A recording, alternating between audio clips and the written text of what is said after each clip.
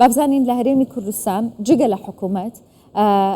لایەنەکانی دیکە ڕێکخراوەکان چۆن کاری لەسەر دەکەن. بەڕێز کارزان نووری ئەندامی دەستەی کارگەڕی دەستگای خێرخوازی بارزانی لە ستۆدیۆ لەگەڵ من ئامادەیە. کا کارزان زۆر بەخێر بێی. کاک کارزان پێم بڵێ کە ئەمڕۆ ڕۆژی جیهانی بەرەنگاربوونەوەی مادەی هۆشبەرە. باگراوندی ئەم ڕۆژە چییە؟ سڵاتانە بیسنوور خان گەلک سپاس بۆ ئەو دەرفەتە هەڵبژارنی دەستگای خێرخوازی بارزانی وەشک و یەکێک لە ڕێکخراوەکانی فعال لە بابەتی ڕوبەڕووبوونەوەی مادەی هۆشبەر. طبعاً ئەوە شەڕێکە با بڵێن جەنگێکە لە زیاتر لە 100 ساڵە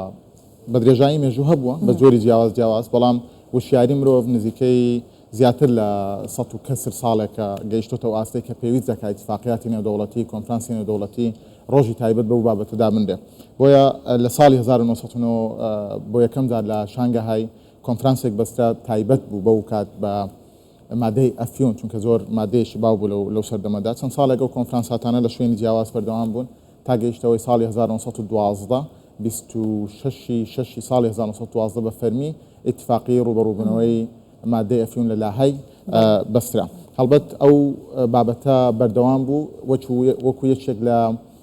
ئەولەویاتەکان و کارە لە پێشینەکانی نەتەوە یەکگرتووەکان کە پێشوو ئەوسەتی الئومەم بوو دوای جەنگی جیهانی دووەم گۆڕانی بۆ نەتەوە یەکگرتووەکان تا ساڵی 1987 ئەو کات بە فەرمی ڕۆژی واژووکردنی ئیتفاقیەی لاهای وەکو ڕۆژی جیهانی ڕوبەڕووبوونەوەی مادەی هۆشبەر دەستنیشان کرا. هەر لەو پێودانگەشدا لە ساڵی 1997 نەتەوە یەکگرتووەکان هەستا بە دروستکردنی ئاژانسی تایبەت بە ڕوبەڕووبوونەوەی تاوانەکان تاوانە ڕێکخراوەکان و مادەی هۆشبەر هەڵبەت لەبەر گرنگی ئەو بابەتە و زۆر باشە. کا کارزان گوتت کە ئێمە زۆر کارمان لە مادەی هۆشبەر کردووە ینی لە ڕوبەڕووبوونەوە بێگومان بەرەنگاربوونەوەی پێم بڵێ کە وەکو دەستگای خێرخوازی بارزانی چیتان کردووە؟ طبعاً لەژێر ڕاستپاردەی جەنابی سەرۆک بارزانی و ڕێستار مەسعود بارزانی کە هاوکات سەرۆکی بۆردی دامەزرێنەرانی دەستگایە ئێمە هەمیشە هەوڵمانداوە ڕوبەڕووی ئەو کێشانە ببینەوە کە ڕوبەڕووی کۆمەڵگە دەبنەوە بەڕاستی و لە هەڵسەنگاندنەکانیشمان زۆر واقعی بووینە. هەمیشە کێشە کۆمەڵێک ئالنگاری و کێشەمان هەڵبژاردێ کە بەڕاستی کێشەی کۆمەڵگەن و لە ڕوبەڕووبوونەوەشیان و لە دۆزینەوەی چارەسەر با بڵێن مەنتەقی بووینە. بۆیە دەتوانم بڵێم چیرۆکی دەستپێکردنی گرنگیدانی دەستگای خێرخوازی بارزانی بۆ مادەی هۆشبەر دەگەڕێتەوە بۆ 2 ساڵ و نیو بەر لە ئێستا. هەوڵەکانمان لەگەڵ ڕێکخراوی LDS ئەمریکی دەستی پێکرد بۆ ئەوەی بتوانین یەکەمین سنتەری هۆشیاری و شیاننەوەی مادەی هۆشبەر لە هەرێمی کوردستان و لە عێراقدا بنێ. ئەوە بوو بەردەوام بووین تا توانیمان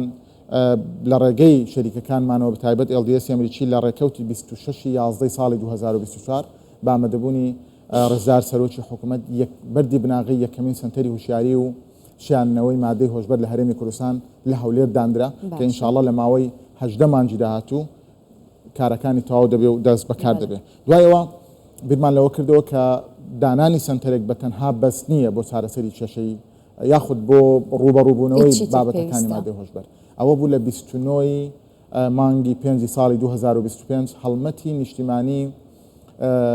هۆشیاری یاخود هەڵمەتی نیشتیمانی ڕوبەڕووبوونەوەی مادەی هۆشبەر لە هەرێمی کوردستان ڕاگەیەندرا لەلایەن دەستگای خێرخوازی بارزانی بە ئامادەبوونی لایەنە پەیوەندیدارەکان لەوانە نوێنەری جەنابی سەرۆکی حکوومەت و هەروەها سەرۆکی لیژنەی باڵای بەرەنگاربوونەوەی مادەی هۆشبەرەکان. ئەگەر پێت خۆشە بچینە ناو تەفاسیلی ئەو هەڵمەتە دەمەوێت بزانم کە ئاستی هۆشیاری هاوڵاتیانی هەرێمی کوردستان چەندە؟ چەند ئاشنان بە مادە هۆشبەرەکان بە زیانەکانی بە مەترسیەکانی؟ جەنابتان لە راپۆرتی پێشی ساباستان کرد ئەمە شۆک و بەشێک لە عێراق بەداخەوە ئاستی هۆشیاری تا ڕادەیەکی زۆر کەمە لە بابەتی مادەی هۆشبەر و لە هەمان کاتیشدا ئاریشە و کێشەیەکی نوێ لە نێو کۆمەڵگەی ئێمەدا. ینی لە ساڵانی ڕابردوو بە شێوازی کەم وجودی هەبووە بەڵام لە ماوەی ڕابردوو ئێستا هەست دەکەین زیاد بووە تەنانەت بۆتە بەشێک لە ئەجێندای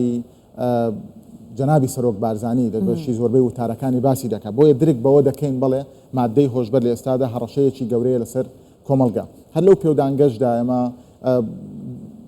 پلانێکمان دانایە بۆ ئەوەی یەکەم بتوانین هوشیاریەکی تەندروست لەلایەن هاوڵاتیان دروست بکەین. لەکوێ بۆ نمونە لە ئەو ناوەندانی کە هەڵتان بژاردووە بۆی کە هۆشیارەکەی تا بڵاو بکەنەوە کوێ؟ طبعاً یەکەم بابەت کە دەستمان پێکردی ئێستا دەزانین لە نێو هەموو کۆمەڵگەکاندا سوشال میدیا و میدیا کاریگەری یەکجار زۆری هەیە لە ئێستادا هەڵمەتەکە لە نێو سوشال میدیا دەستی پێ کردووە لە تەلەڤیزیۆنەکەی جەنابتان لە کەناڵەکانی دیکە بەردەوام هەڵمەتەکانی وشیاری تایبەت بە مادەی هۆشبەر کە بەشێکە لە چوارچەوەی کاری هەڵمەتی نیشتمانی ڕوبەڕووبوونەوەی مادەی هۆشبەر دادەبەزێ اینجا لە گەڵکردنەوەی دەرگای خوێندن لە قوتابخانەکان لە زانستەکە لە زانکۆکان ئێمە دەچینە ناو پۆل بە پۆل و کلاس بە کلاسی چ قوتابخانە ناوەندیەکان یاخود ئامادەیەکان یان ناوەندە زانستیەکان لە ناو زانکۆ زیاترە و حاڵەتە یاخود لە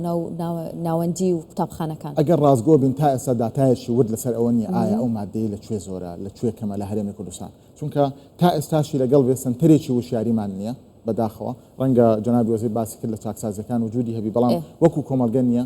هۆکاری دووهەمیشەوەیە تا ئێستاش کۆمەلگەی کوردی خانەوادەی کوردی بە جۆرێک لە جۆرەکان شەرم لەوە دەکا بڵێ منداڵەکەم برایەکەم فلانم تووشی مادەی هۆشبەر بووە لە بری ئەوەی هەوڵی چارەسەر بدرێ هەوڵی شاردنەوەی دەدرێت بۆی تووشی تا ئێستا ئەوانیش بەشێکن لە قوربانیەکە گومانی تێدانی ینی کاتێکم کە مرۆڤێک دەبێتە قوربانی مادەی هۆشبەر خانەوادەکە بە تەواوی دەبیتێ بەشێک لە ئەرچی ئێمە ئەوەیە کە وشیاری بۆ خانەوادەکەش دروست بکەین ئەمە قوربانیە نەخۆشیە پێویستی بەشیانەوەیە و لە هەمان کاتیشدا ئەرچی ئێمە ومانان و بە هەما دامەزراوە حکومیەکانیشە کە دڵنیایی بدەین جیاوازی دەکرێت لە نێوان بازرگانێکی مادەی هۆشبەر قوربانیەکی مادەی هۆشبەر ئەگەر ئێستا کەسێک گوێی لە من و تۆ بێت و بەکارهێنەری مادەی هۆشبەر بێ و دەیەوێت وازی لێبێنێ ڕووبکاتە کوێ لە ئێستادا لیژنەی باڵای بەرەنگاربوونەوەی مادەی هۆشبەرەکان چەند شوێنێکی داناوە کە تایبەتن بە چارەسەری سنتەری شیانەوە نین تا ئێستا بەداخەوە گوتمان لە هەرێمی کوردستان بەڵام دەستگای خێرخوازی بارزانانی دڵنیایی دەدا لە ماوەی 18 مانگی داهاتوو کەسێک کە تووشی قوربانی مادەی هۆشبەرە و دەیەوێت خۆی پاک بکاتەوە سنتەرێکی تایبەت بەو بابەتە دادەمەزرێ کە لە یەک کاتدا توانای لە خۆگرتنی 80 نەخۆشی هەیە بە هەمان شێوەش ڕۆژانە ئاوت پێشنتی هەیە دەتوانانی ئەو نەخۆشانەی کە سەردانی دەکەن هەڵبەت کە دەڵین 80 نەخۆش حسابی ئەومان کە هەر نەخۆشی بۆ ماوەی 3 مانگ بمێنێتەوە ژیانی لە نێو ئەو سنتەرەدا بەردەوام بێ حسابی پیا و ئافرەت حسابی ئەوانەش کراوە بە جۆرێک لە جۆرەکان بە ناچاری بەپێی یاسا بەرکارەکان و دێنەوە شیانەوەی مادەی هۆشبەریان بۆ دەکرێت بۆ هیوایم لە ماوەی 18 مانگی داهاتوو جارێکی دیکە من و تۆ لێرە گفتوگۆ بکەینەوە بڵێن کە سنتەرەکە تەواو بۆ ئیدی شیانتنەوە بۆ کەسانە دەکرێت کە ئەلودەبووی مادەی هۆشبەر ئێمە شیوادارین بەڵام دڵنیایی هاوڵاتیان دەکەینەوە تا ئەو کاتی سنتەرەکەش با بڵێن بەردەستی هاوڵاتیان دەبێ هەڵمەتی هوشیاری و ڕوبەڕووبوونەوەی مادەی هۆشبەری دەستگای خێرخوازی بارزانانی لە تەواوی ناوەندەکانی خوێندن لە مزگەوتەکان لە سوشال میدیا لە نێو کۆمەڵگە بەردەوام مادوونە من بەڕێز کارزان نووری ئەندامی دەستەی کارگەڕی دەستگای خێرخوازی بارزانانی بەخێر بێت.